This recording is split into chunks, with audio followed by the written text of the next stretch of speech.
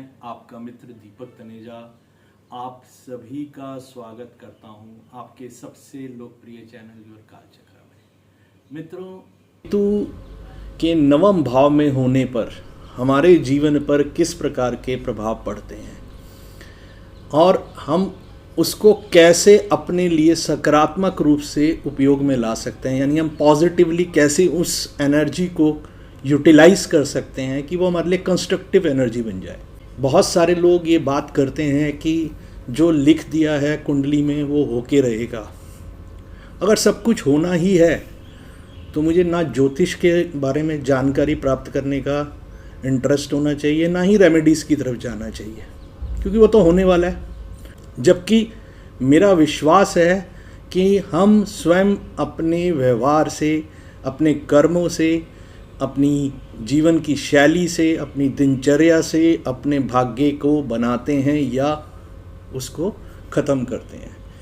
तो मैं आपको आज उसी तरीके से बताने वाला हूँ कि अगर नवम भाव में केतु महाराज बैठे हैं तो वो किस प्रकार का प्रभाव हमारे जीवन पे और किन किन चीज़ों पे पड़ने वाला है। तो सबसे पहले हम केतु हमें किस किस चीज़ के फल देता है। देखिए, केतु जो है सेक्रीफाइस, स्पिरिचुअलिटी, अनरिजोल्व्ड जो चीज़ें लाइफ में रह गई हैं, पास्ट लाइफ्स में रह गई हैं, जिन्हें हमें इस जन्म में आके आगे बढ़ाना है, जो हम पहले पूर्व जन्म में करके सीख चुके हैं, वो हमें बताता है कि यहाँ तक की यात्रा हम पहले कर चुके हैं। सेक्रीफाइस का प्रतीक है, साल्वेशन का प्रतीक है, सेपरेशन का प्रतीक है, रिलीजियस स्पिरिचुअल ग्रोथ का प्रतीक है। लॉ के लिए हमें बहुत अच्छे से गाइडेंस मिलती है यहाँ से। ये हमें तेज धारदार चीज़ का भी एक बताता है कि तेज धारदार चीज़ कैसे काम करती है। केतु उसी तरह से हमारे जीवन में प्रभाव डाल सकता है, क्योंकि हेडलेस है। अगर हमने इसे ओपन छोड़ दिया तो ये हमारे को बहुत अधिक हानि पहुँचाने की क्षमता भी रखता है। तो ये हमें एमलेस, होपलेस और किसी भी कार्य में सफल नहीं होने देगा। अक्सर आपको लोग मिलेंगे जो अपने केतु पे कोई भी एनर्जी को सही तरीके से हैंडल नहीं कर पाते हैं। वो खुद ही बार बार अपनी लाइफ में अपने फेलियर्स की कहानी लिखते रहते हैं। कारण है कि आपको ये समझना पड़ेगा कि केतु आपसे क्या चाहता है। उस एनर्जी को समझकर अगर आप डेप्थ में जाकर चीज़ों को कर लेते हैं तो केतु किसी तरह की कोई परेशानी आपको नहीं देने वाला। केतु जब खराब होता है मित्रों, तो आपकी फिज़िकल अपीयरेंस को भी ये गड़बड़ कर देता है, डेटोरेट कर देता है, डाउन कर देता है। आपकी लुक्स ख़राब हो जाती हैं, आप डरावने दिखने लग जाते हैं। कभी कभी कुछ लोगों को देख के लगता होगा ना कि हम उनको देखते हैं तो घबरा जाते हैं। बड़ी पेनिट्रेटिंग आइज़ होती है, वो जिसको देख लें सम्मोहित करने की क्षमता भी रखता है। अच्छे होने पर वो अपना प्रभाव ऐसा करता है कि जहाँ पर वो व्यक्ति पहुँच जाता है, सामने वाले सब निरुत्तर होकर केवल उसी को देखते रह जाते हैं। इतनी स्ट्रॉन्ग इम्पैक्ट केतु के हमारे जीवन पे पड़ते हैं। अगर हम किसी एक चीज़ के लिए बहुत ज़्यादा प्रयास कर रहे होते हैं, रात दिन हम सिर्फ वही सोच रहे हैं, वही कोशिश कर रहे हैं प्राप्त करने की, तो ये उस चीज़ के लिए हमें सबसे ज़्यादा फ्रस्ट्रेशन देगा, सबसे ज़्यादा हमारे को दुख उसी चीज़ में देगा। हम हेल्पलेस होकर, होपलेस होकर, फ्रस्ट्रेटेड होकर एमलेसली किसी एक दिशा में जा रहे हैं। कई बारी तो मैंने यहाँ तक देखा है, वो कुछ लोग होते हैं वो एक दिशा में जाते हैं, थोड़ी दूर जाने के बाद वापस दूसरी दिशा में, फिर तीसरी दिशा में, फिर चौथी दिशा में। जैसे कि आप पुराने समय में हम सुना करते थे कि अगर आपको पानी चाहिए तो गड्ढा करें। अगर आप 4 फुट गड्ढा करने के बाद कहते हैं पानी नहीं आया तो फिर दूसरी जगह गड्ढा खोदने लग जाते हैं। फिर वहाँ पर 6 फुट खोद के छोड़ देते हैं, फिर कहीं 5 फुट, किसी जगह 7 फुट। अंत में आपको पानी नहीं मिलेगा। अगर वही व्यक्ति एक ही जगह पर काफ़ी गहराई तक जाकर कोई कार्य कर लेता है तो वो सफल हो जाता है। सेकेंडली, केतु की जो एनर्जी है उसको आपको समझना पड़ेगा। अगर आप उसको इंटरनलाइज करते हैं, जितना आप उसको अंदर ले जाकर अपने आप को और ग्रोथ के लिए तैयार करते हैं मनन करके, वो एनर्जी आपको कभी भी लाइफ में कहीं पर भी फेलियर्स नहीं आने देगी। मेरा अनुभव है, मैंने बहुत सारे लोगों को गाइडेंस भी दी है और they are successful in their life, but वो पहले किसी भी चीज़ के बारे में ऊपर ऊपर से जानकारी प्राप्त करके वो उस चीज़ को अच्छे से समझना नहीं चाहते थे और बार बार गलत तरीके के काम करने के कारण से वो फेलियर हो जाते थे। केतु आपको किसी भी दिशा में कभी पीछे से चीज़ें पढ़ना की आदत डाल देगा या बीच बीच में स्किप करने की आदत डाल देगा। तो इस आदत से भी आपको बचना चाहिए कि जो काम शुरू करें ए से लेके जेड तक कॉन्टिन्यूटी में उसके अंदर रहकर काम करना है। अब हमारा नवम भाव हमें क्या बताता है? पिता का घर है, ईश्वर कृपा का घर है और गुरु कृपा का घर है। भाग्य भाव है हमारा, हमारी हायर एजुकेशन को बताता है, हमारी स्पिरिचुअल ग्रोथ को बताता है, ब्लेसिंग्स को बताता है। हम कितने ही जन्मों में हम जो करके आए हैं, उन जन्मों में क्या हमने अगर कुछ अच्छा किया है तो भाग्य हमारा हमेशा हमारे लिए साथ देने वाला बन जाता है। और ये अगर एक बारी आपका साथ देने वाला बन जाता है तो आपकी कम मेहनत पर भी ज़्यादा बेहतर रिजल्ट आपको मिलते हैं। अक्सर आपने सुना होगा, लोग कहते हैं मैं बहुत मेहनत करता हूँ, मुझे सफलता उतनी नहीं मिलती है। और कुछ लोग बिल्कुल भी मेहनत नहीं करते हैं और उनको ज़्यादा सफलता मिलती है। उसके पीछे का कारण केवल और केवल एक यही है कि यहाँ से भाग्य का उसे सहयोग मिलता है। मित्रों, नवम भाव हमारी लंबी लंबी यात्राओं का, विदेश यात्राओं को बताता है और हमारे क्रॉस कल्चरल जो हमारे रिलेशनशिप्स बन सकते हैं या बना सकते हैं हम या उनसे हमारे होते हैं, उन सब चीज़ों के बारे में भी हमें गाइडेंस देता है। हमारे को गुरु की कृपा प्राप्त होगी, हमें कोई गुरु मिलेगा जो हमारे सर पे हाथ रखकर हमारी स्पिरिचुअल ग्रोथ कराने में मदद करेगा। ये भी हमारा नवम भाव बताता है।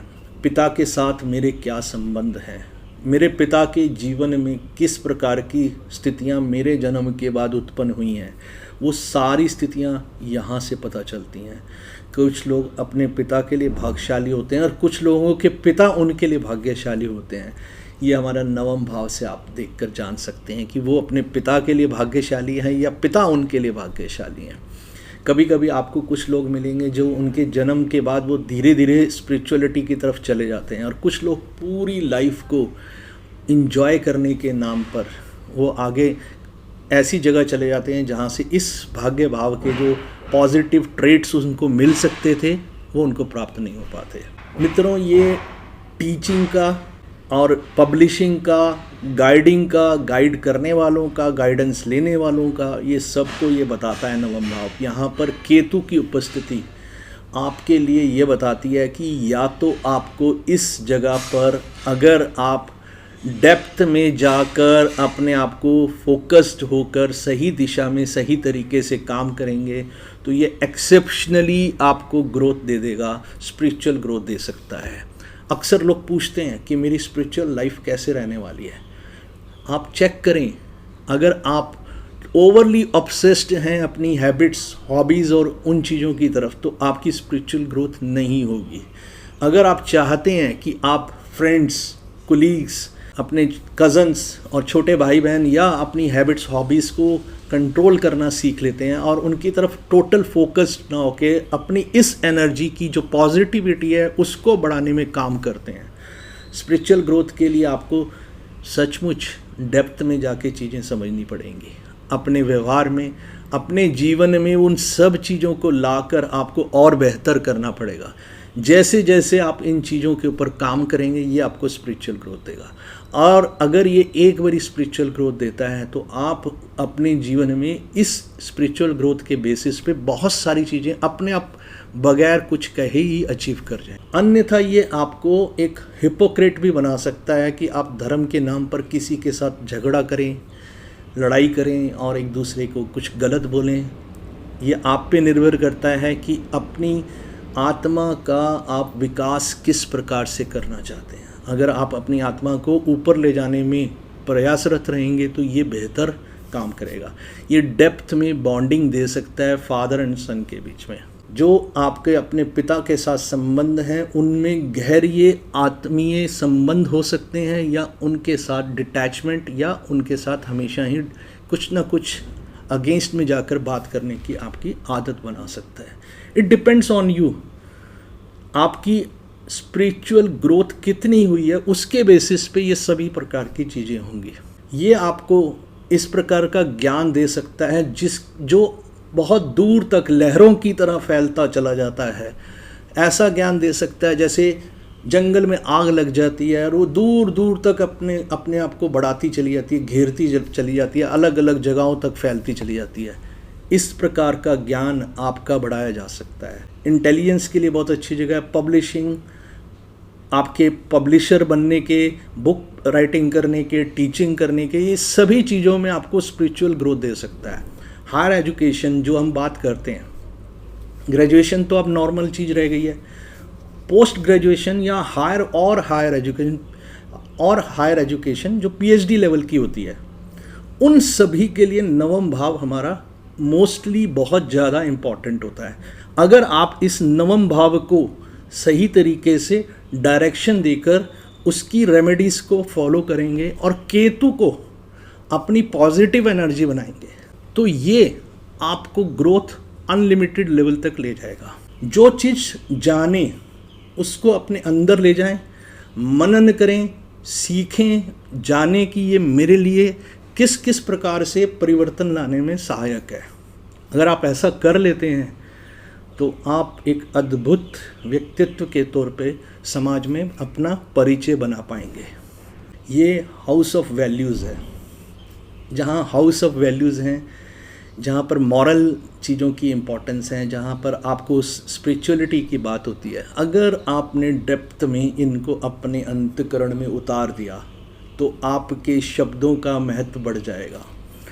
अक्सर आप देखते होंगे लोग कहते कुछ हैं और करते कुछ हैं, बट अगर एक व्यक्ति अपने जीवन में एक बारी किसी एक चीज़ को कहे और करके दिखाए जीवन में, तो उस व्यक्ति पे आप आंख बंद करके विश्वास कर सकते हैं। ऐसा व्यक्ति आप बन सकते हैं अगर आपका केतु नवम भाव में है। ये केतु आपको एक मैन ऑफ वर्ड्स बना सकता है, जिस पे किसी को भी ट्रस्ट करने में दिक्कत नहीं होगी। ये और एक बात बताता हूँ मैं कि ये केतु आपको भयमुक्त भी बनाता है या बहुत भयभीत कर देता है। किन लोगों से? जो अच्छाई की तरफ होते हैं उनसे भयभीत कर सकता है, या वो आपको भयमुक्त कर देता है। जीवन की किसी भी चीज़ के लिए आपको भय नहीं है। और स्वामी विवेकानंद कहते हैं कि जो व्यक्ति भयमुक्त है वो ही ईश्वर को प्राप्त कर सकता है। उसके द्वारा जीवन में कोई ऐसी चीज़ नहीं हो सकती जो किसी को दुख, पीड़ा या हानि पहुंचाने वाली हो। वह ही हर प्रकार के पाप का कारण है। ये केतु आपको बहुत सहायक हो सकता है। पॉजिटिव केतु होने पर आप एक स्पिरिचुअल व्यक्ति हैं, और अगर नेगेटिव केतु है तो आप हर जगह पर प्रॉब्लम क्रिएटर के तौर पे काम करेंगे, जिसकी वजह से आपको बार बार समस्याएं आएंगी।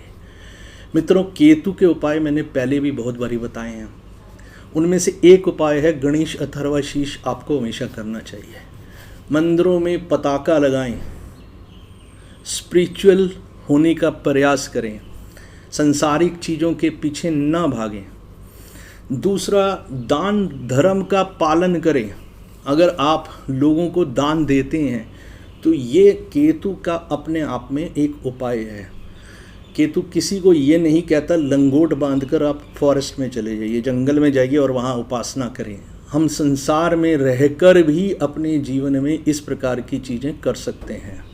मित्रों, ये उपाय करने से आपको बहुत सहायता मिलेगी। आशा करता हूँ कि ये वीडियो आपके लिए सहायक होगा।